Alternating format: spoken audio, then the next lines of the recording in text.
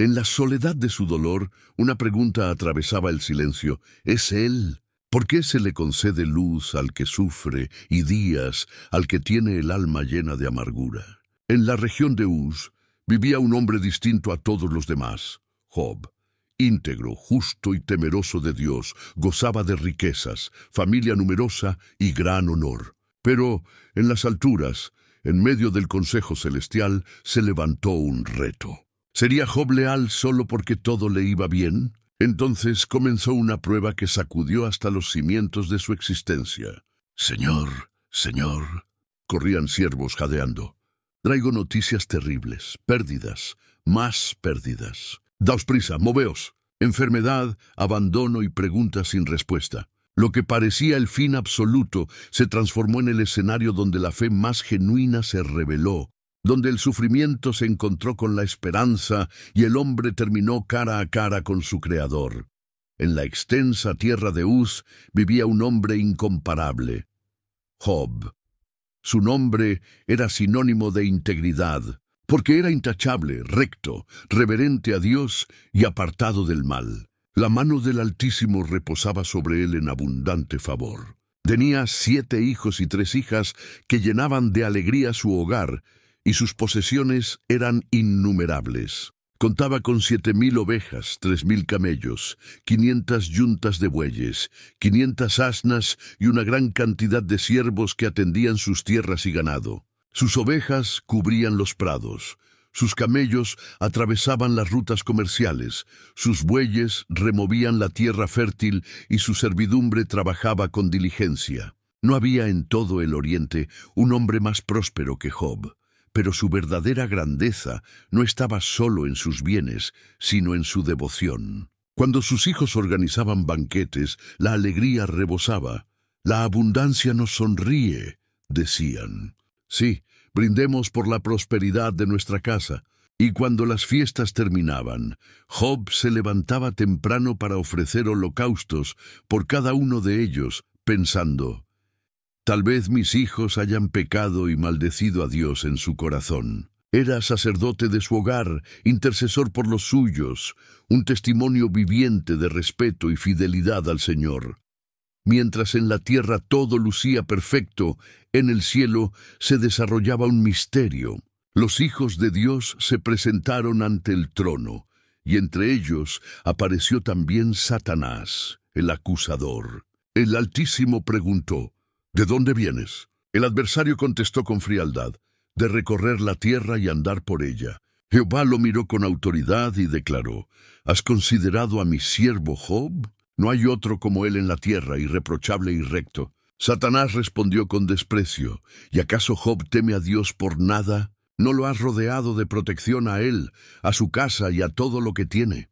Has bendecido su trabajo y sus riquezas se han multiplicado. Pero extiende tu mano, toca lo que posee, y verás si no te maldice en tu propia cara». Entonces Jehová dijo: «Muy bien, todo lo que tiene está en tus manos, pero no pongas tu mano sobre él».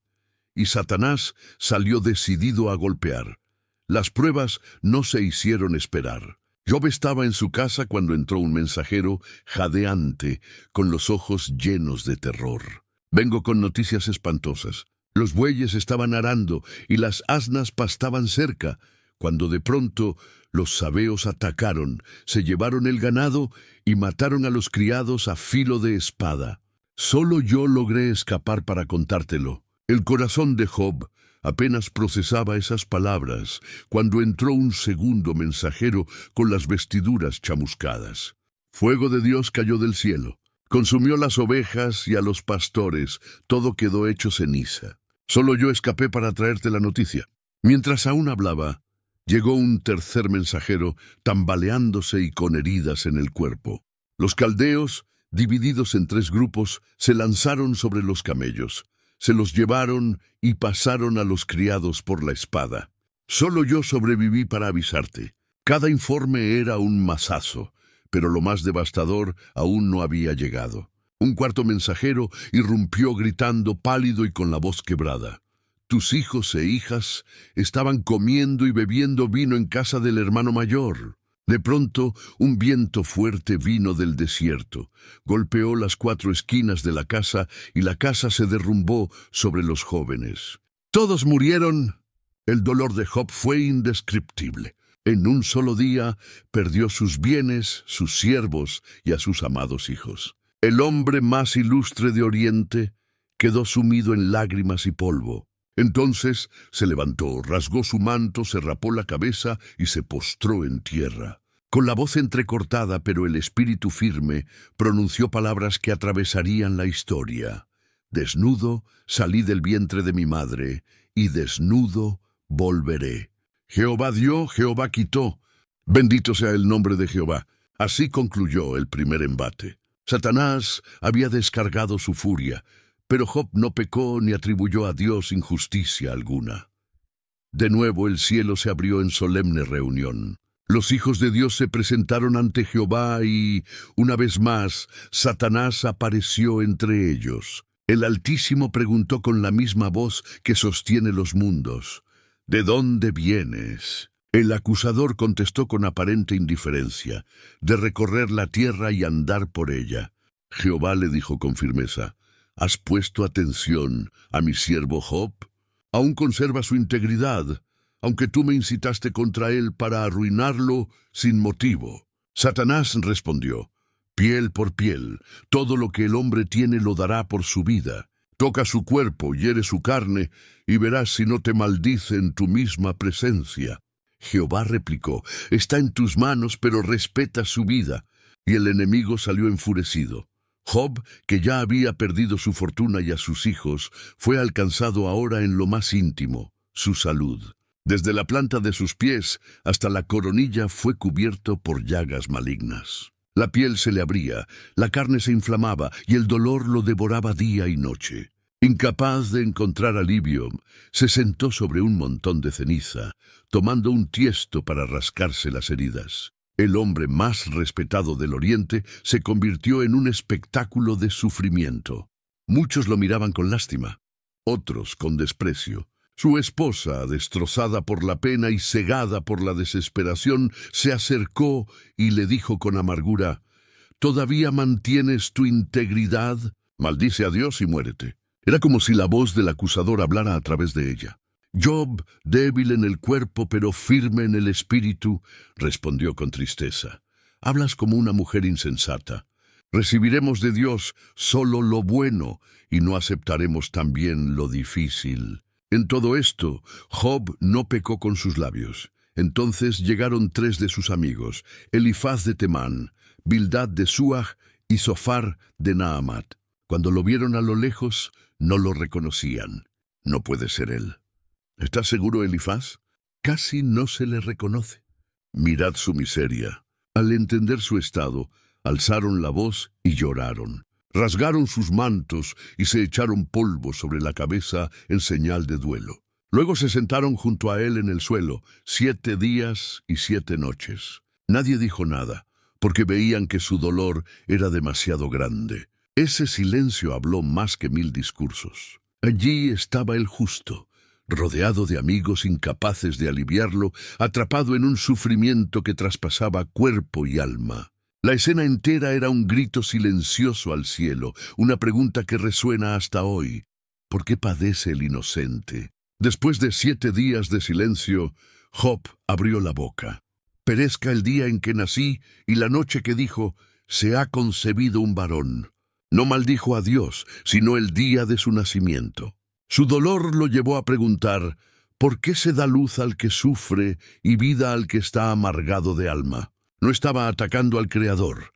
Era el clamor de un hombre vaciado de todo que buscaba sentido en medio de la ruina. Job se defendió con fuerza contra la idea de que su dolor era castigo merecido. «Péseme en balanza justa y Dios conocerá mi integridad», protestaba. Sus amigos insistían en que había pecado oculto, pero él se negaba a aceptarlo. No comprendía el silencio de Dios, pero tampoco lo abandonaba. Al contrario, deseaba una audiencia con el Altísimo. ¿Quién me diera saber dónde encontrarlo para presentar mi causa delante de él? En medio de la queja surgió uno de las proclamaciones más poderosas de toda la Escritura. Yo sé que mi Redentor vive, y al final se levantará sobre el polvo. Y después que esta piel se haya desgastado, en mi carne veré a Dios. Ese grito de esperanza perforó la oscuridad. Aunque no tenía respuestas, Job confiaba en que existía un Redentor, alguien que defendería su causa y lo justificaría al final. También recordó cómo había vivido. Fue ojos para el ciego, pies para el cojo. Ya casi llegamos, amigo, apóyate en mí. Padre para los pobres, defensor de los necesitados. Hizo pacto con sus ojos para no entregarse a la lujuria. No se inclinó ante la riqueza ni festejó el mal de su enemigo. No era perfecto, pero sí íntegro. Su inventario moral era su defensa ante las acusaciones de sus amigos. Sabía que la ruina no era fruto de una maldad secreta. El clamor de Job nos muestra que el lamento honesto no es incredulidad. Es posible llorar, cuestionar y gritar sin abandonar la fe. Su historia demuestra que uno puede ser transparente ante Dios, que creer no significa negar el dolor, sino sostenerse en medio de él. Hoy, cuando nos enfrentamos a pérdidas, incomprensión y el aparente silencio del cielo, Job nos da una lección. El sufrimiento no siempre es sinónimo de culpa. A veces es prueba, a veces es misterio. Pero incluso en la noche más espesa se puede proclamar: sé que mi Redentor vive. El primero en responder después del lamento de Job fue Elifaz de Temán, el anciano. Su voz tenía la autoridad de los años y la seguridad de la experiencia. Habló con tono tranquilo, pero sus frases fueron como flechas envenenadas para el corazón roto de Job. Recuerda, dijo, ¿quién ha perecido siendo inocente? Los que siembran maldad cosechan aflicción. Yo mismo he visto al necio echar raíces, pero su ruina no tardó. Elifaz basó su discurso en la idea de la retribución. Si sufres, algo escondido has hecho. Contó además una visión nocturna donde oyó que ningún ser humano es justo delante de Dios, ni siquiera los ángeles son totalmente puros. Su conclusión era directa. Job debía aceptar que en su interior había pecado oculto. En apariencia sus palabras sonaban profundas, incluso piadosas, pero carecían de lo esencial: ternura y empatía. En lugar de vendar, desgarró. En vez de levantar, aplastó. Job no necesitaba un juez, necesitaba un amigo. Elifaz olvidó que las verdades dichas sin amor se transforman en cuchillos. Es verdad que nadie puede presumir de pureza absoluta ante Dios. Sí, muchas veces la maldad trae consecuencias. Pero en este caso sus palabras eran injustas, porque Job sufría no por un castigo directo, sino por una prueba permitida desde el cielo. El error de Elifaz se repite con frecuencia. ¿Cuántas personas oyen frases como «algo habrás hecho» o «Dios te está castigando» cuando están pasando por el valle del dolor? Consejos que en vez de acercar al Señor, lo presentan como un verdugo. La experiencia puede darnos discurso, pero sin compasión, esas palabras matan. La lección es clara: nunca uses la verdad para herir. Acompañar al que sufre requiere más lágrimas que fórmulas. Job necesitaba silencio compartido, oración genuina y hombros que lo sostuvieran. Elifaz le ofreció teoría donde se necesitaba amor. Hoy debemos aprender a no repetir ese error. Sabiduría sin amor es crueldad disfrazada de espiritualidad. La fe verdadera sabe cuándo callar y cuándo hablar, y cuando habla, lo hace para sanar. Tras Elifaz tomó la palabra Bildad de Suach. Su voz no era calmada ni contemplativa, sino dura como una roca. Dios no pervierte la justicia, aseguró. Si tus hijos murieron fue porque pecaron. Si tú eres recto, Él no te desechará. Aún llenará tu boca de risa y tus labios de júbilo. Con esas palabras, Bildad no solo tocó las heridas de Job, sino que las abrió más. Lo que para él era defensa de la rectitud divina, para Job fue un golpe directo al corazón. Señaló a los hijos muertos y condenó al hombre que lloraba sin detenerse a sufrir con él.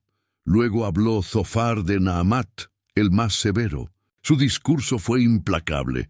Dios te está dando menos de lo que mereces. Si purificas tu corazón y te vuelves a Él, tu vida resplandecerá como el mediodía. Si Bildad fue cruel al culpar a los hijos, Zofar fue despiadado al afirmar que el dolor de Job era poca cosa comparado con lo que realmente merecía. No hubo compasión en su voz, solo un frío moralismo. Ambos representaban una visión rígida de Dios, como un juez que distribuye castigo inmediato por cada falta, un Dios reducido a una ecuación. Y aunque es cierto que Dios es justo, la experiencia humana es más compleja. Bildad y Zofar no lograron ver que el sufrimiento de Job no era un castigo directo, sino un misterio. Lo que ellos hicieron sigue ocurriendo hoy: convertir la fe en tribunal y la religión en condena. En vez de acompañar, juzgaron. En lugar de levantar, hundieron aún más al herido.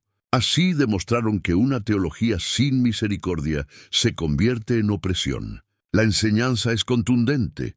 Jamás uses el nombre de Dios como arma contra quien sufre. El dolor no siempre es consecuencia inmediata del pecado. A veces es prueba, a veces es misterio. La compasión debe hablar más alto que el juicio. Bildad y Zofar creían defender a Dios, pero en realidad deformaban su rostro. Un Dios sin misericordia no es el Dios de las Escrituras. El debate parecía un ciclo sin fin. Job afirmando su inocencia y los tres amigos respondiendo con acusaciones cada vez más pesadas. El silencio caía como plomo hasta que una voz inesperada irrumpió, la de Eliú, el joven que había escuchado todo sin intervenir. Había esperado por respeto, pero ahora su interior ardía. «Soy joven y ustedes son ancianos», dijo. «Por eso callé, pensando que la multitud de años traería sabiduría. Pero hay un espíritu en el hombre, y el soplo del Todopoderoso le da entendimiento. Por eso hablo ahora». Su voz sonaba distinta. No repetía frases gastadas, ni se apoyaba en acusaciones sencillas. Defendía la justicia y la gloria de Dios.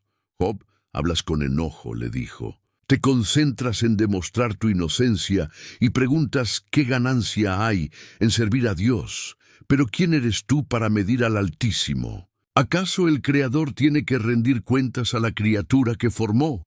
Dios no actúa con injusticia. Aunque guarde silencio, aunque permita el sufrimiento, su justicia es perfecta». Luego se volvió hacia los amigos. «Y ustedes, que lo acusaron sin pruebas, han hablado en vano. Sus discursos están vacíos, sus argumentos son estrechos. Quisieron defender a Dios, pero lo presentaron como un juez cruel, sin compasión. El Altísimo no necesita defensores torpes». Eliú ofreció una perspectiva diferente. El sufrimiento también puede ser disciplina. El dolor no siempre viene como castigo. A veces es la voz de Dios que corrige, que llama de vuelta, que rescata al ser humano de la soberbia y lo aparta de la destrucción. La aflicción puede volverse escuela de humildad, la señal del amor de un padre que disciplina para salvar. Su discurso creció en intensidad hasta convertirse en un canto a la soberanía divina. «Mirad las tormentas que sacuden los cielos, la lluvia que hace germinar la tierra, el relámpago que abre las nubes». Nadie puede detener su obra. No comprendemos su plan por completo, pero sabemos esto: Dios es grande, Dios es justo, Dios es sabio. Lo que Él hace con los hombres no se puede reducir a nuestras fórmulas. Frente a la autocompasión de Job y la estrechez de sus amigos, Eliú levantaba una visión más amplia, más reverente, más alta. No intentaba ganar la discusión, sino exaltar la grandeza de Dios. Mientras hablaba, el cielo empezó a cubrirse. El viento se levantó. Los truenos resonaron como si respondieran a sus palabras. Era como si la creación entera confirmara su mensaje. Dios estaba a punto de intervenir.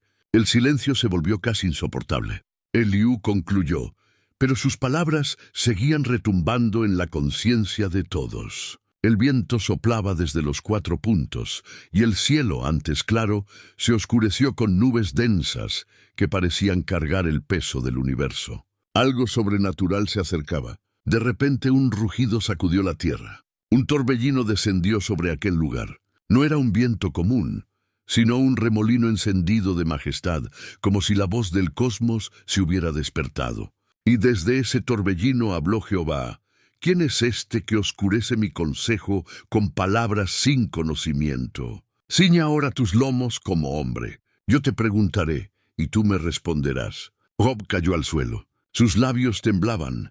El corazón le golpeaba el pecho como un tambor. El Altísimo lo confrontaba, no con rabia, sino con preguntas que dejaban al descubierto su pequeñez. ¿Dónde estabas tú cuando yo fundaba la tierra? Dímelo, si tienes entendimiento. ¿Quién marcó sus medidas? ¿Quién tendió sobre ella el cordel? ¿Sobre qué están afirmados sus cimientos? ¿Quién puso su piedra angular cuando cantaban juntas las estrellas de la mañana y todos los hijos de Dios gritaban de alegría? Cada frase era como un relámpago que iluminaba la oscuridad de la mente humana. Job había exigido explicaciones, pero lo que recibió fue una revelación del tamaño de Dios. Jehová lo llevó a un recorrido por toda la creación mediante preguntas que rompían cualquier orgullo. ¿Has mandado tú a la mañana desde tus días? ¿Has entrado en los depósitos de la nieve o visto los tesoros del granizo? Puedes atar los lazos de las Pléyades o soltar las correas de Orión. El universo entero se mostraba como testigo vivo de la sabiduría divina. Desde las constelaciones hasta el fondo del mar, todo respondía a la voz del Creador. Después, el Señor descendió a lo cotidiano.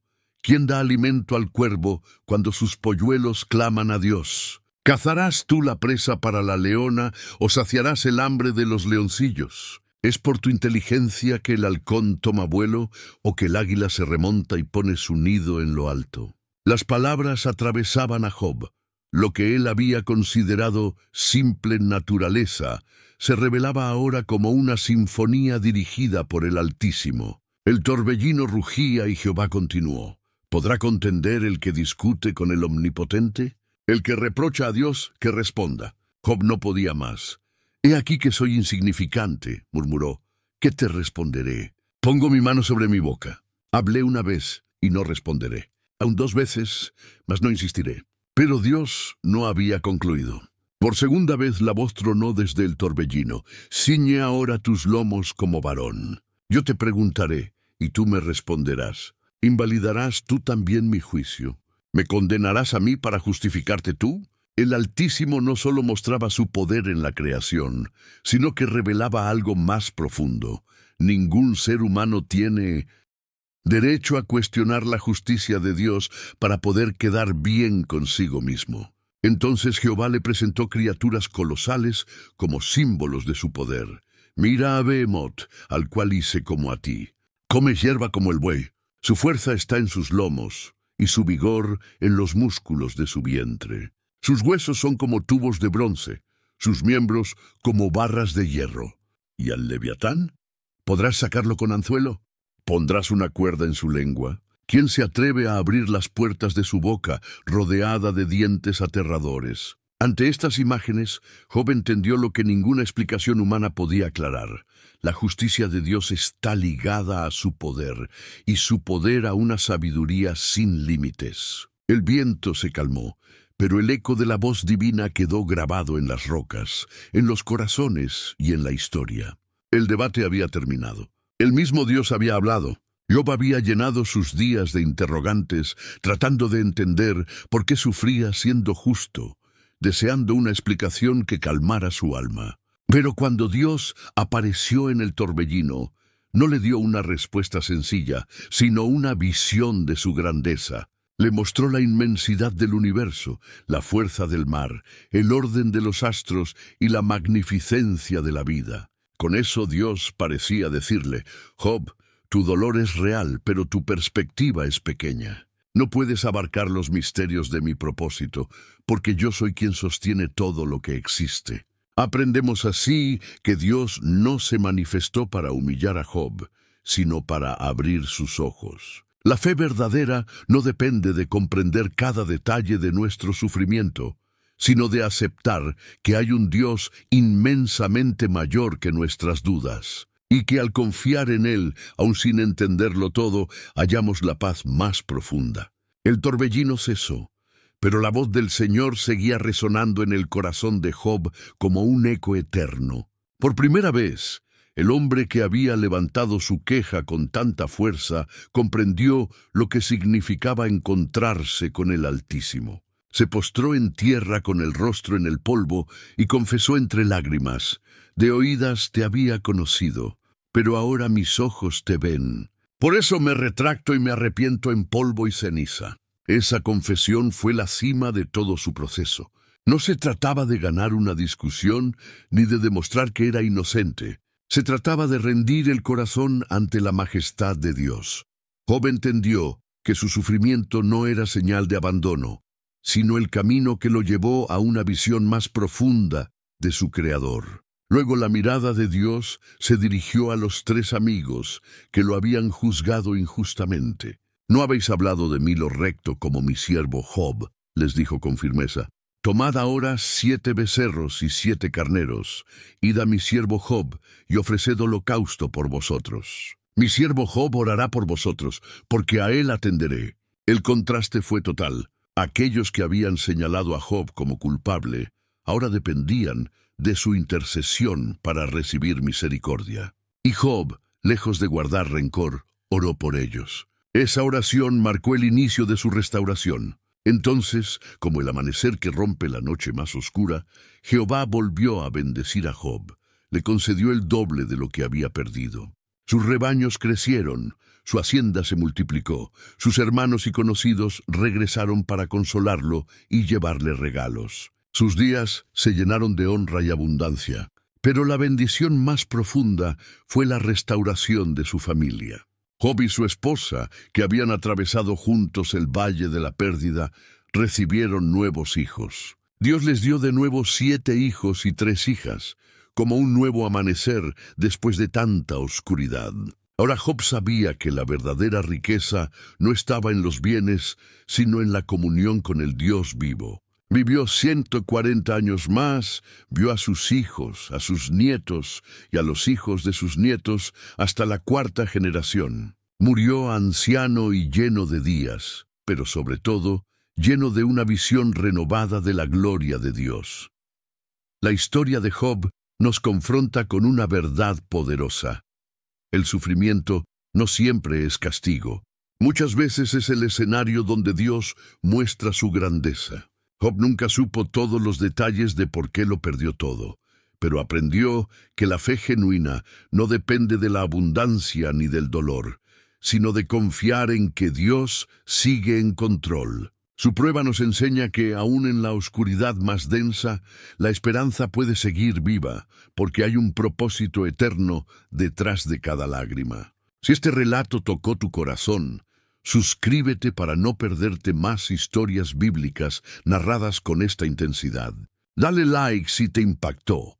Deja tu comentario con tu reflexión y compártelo para que más personas reciban este mensaje. Así, juntos, extendemos la palabra y mantenemos viva la esperanza que transformó la vida de Job y que también puede transformar la tuya.